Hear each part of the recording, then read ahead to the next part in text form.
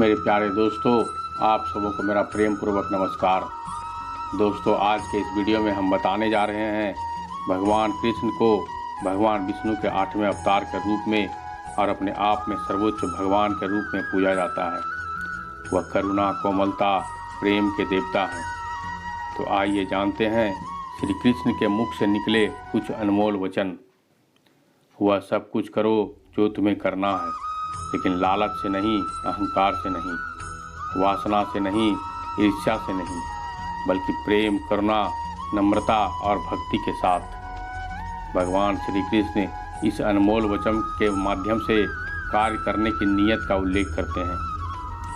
जब किसी भी कार्य करने में अगर लालच होगा, बेईमानी होगी, जलन होगी, तो वो काम ना तो सही होगा और ना ही उसके परिणाम फलदायी होंगे।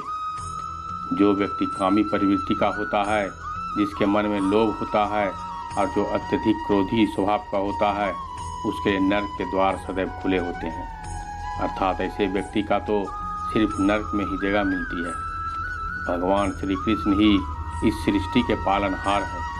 वही इस संसार की शुरुआत थे, वही मध्य हैं और वही अंत होंगे। आप जो चाहते हैं उसके लिए नहीं लड़ते हैं, तो आप जो ने खोया है उसे मत रो। मनुष्य सब कुछ चाहता है, पर सब कुछ उसे नहीं मिल सकता। आपको जो नहीं मिला उसके लिए पश्चाताप मत करो। और जो आपसे खो गया है, जो आपसे अलग हो गया है, उसके लिए निराश भी मत हो। हर व्यक्ति श्री कृष्ण से जुड़ा है और श्री कृष्ण हर व्यक्ति से जुड़े हैं। वही हमारे आदि, मध्य और अंत हैं। समय एक सा नहीं रहता है। आज दुख है तो कल सुख भी आएगा, और सुख के बाद दुख भी आना स्वाभाविक है। आपको पूरे धैर्य और श्री कृष्ण पर विश्वास के साथ अपना जीवन निर्वाह करना चाहिए। लोग अक्सर सच कहते हैं, सच कहने से बचते हैं या उनसे डरते हैं, पर सत्य कभी नहीं छुप सकता और ना ही कभी मिट सकता है। कितना भी छुपा लें, पर सच तो उजागर हो ही जाएगा। इसलिए जो बात सच पर आधारित है, उसे करने या कहने तथा मानने से कभी नहीं डरना चाहिए।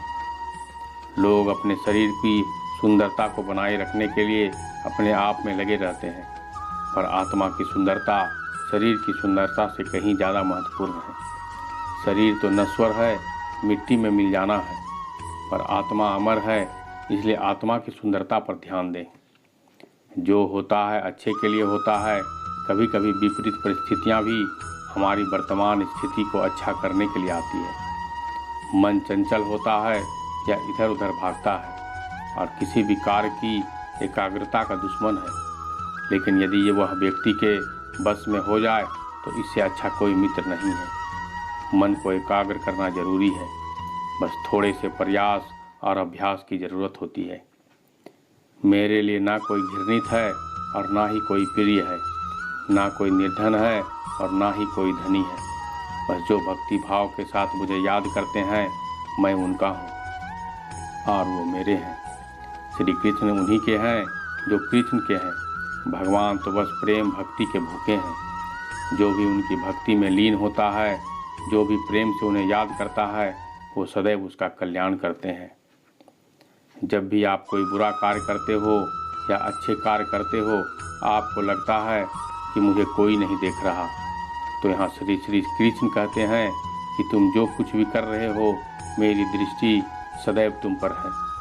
इसलिए आप यह मत समझें कि आप अकेले हैं। आपके साथ श्री कृष्ण सदैव हैं। जो कुछ हुआ अच्छे के लिए हुआ। जो हो रहा है अच्छे के लिए हो रहा है। जो होगा वह भी अच्छे के लिए ही होगा। तो सकारात्मक रहो और अपना कर्म करो। हमारी सफलता और वो सफलता इस बात पर निर्भर करती है कि हम खुद पर कितना विश्वास करते हैं। व्यक्ति जो चाहे बन सकता है, यदि पूरे विश्वास के साथ अपने लक्ष्य पर लगातार चलता रहे। कहते हैं मन के हारे हार है और मन के जीते जीत। जिस प्रकार सकारात्मक विचारों से सफलता मिलती है, उसी प्रकार नकारात्मक विचार और सफलता के मार्ग की ओर अग्रसर करते हैं। क्योंकि जैसा हम सोचते हैं वैसे ही हम बन जाते हैं, और अपने विचारों के माध्यम से ही हमें नकारात्मक और सकारात्मक परिणाम मिलते हैं। ना तो समय रुकता है और ना ही एक सा रहता है। बुरा समय हो या अच्छा समय, बदलता ज़रूर है। आज बुरा है तो कल अच्छा, और अच्छा तो फिर बुरा है। समय ज़रूर आएगा। सुख के बाद दुख और दुख के बाद सुख आते जाते रहते हैं। इसलिए इस पर हमारा कोई बस नहीं है। इसलिए कर्म पर हमारा बस ज़रूर है। और आप सिर्फ कर्म करिए, फल की चिंता किए बगैर। समय आने पर फल ज़रूर मिलेगा। जो अज्ञानी व्यक्ति होता है वह गलतफहमी पाल लेता है कि मैं करता हूँ, सभी कार्य मेरे द्वारा किए जा रहे हैं। ऐसा जान उसमें अहंकार घर कर लेता है। परंतु इस सृष्टि में जो भी हो रहा है वो प्रकृति द्वारा किए जा रहे हैं। अज्ञानता के कारण व्यक्ति में जो मैं का अहंकार जन्म लेता है तो उसका पतन होना निश्चित है। श्री कृष्ण कहते हैं कि वो किसी के भी भाग्य के निर्माता नहीं है। व्यक्ति खुद ही अपना भाग्य लिखता है। आप जैसा बीज बोएंगे आप वैसा ही फसल काटेंगे। आप जैसा कर्म करेंगे आपको वैसे ही परिणाम मिलेंगे। जो भी कुछ हो रहा है वो वर्तमान में है।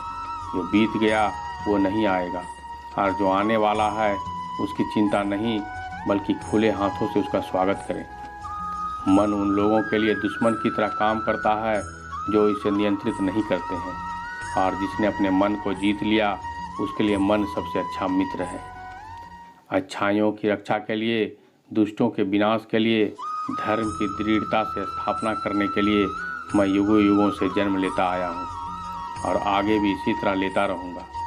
जब जब इस धरती पर अधर्म और पाप की महिमा बढ़ जाती है तब तब भगवान अवतरित हुए हैं। रावण को पापों से मुक्त करने के लिए भगवान श्री राम इस धरती पर आना पड़ा। प्रहलाद को हिरण्यकश्यप से बचाने के लिए भगवान नरसिंह का अवतार लेना पड़ा। ईश्वर एक है, उनके रूप अनेक हैं। भगवान अपने भक्तों के संरक्षण के लिए हर हालत में अवतरित होते रहते हैं।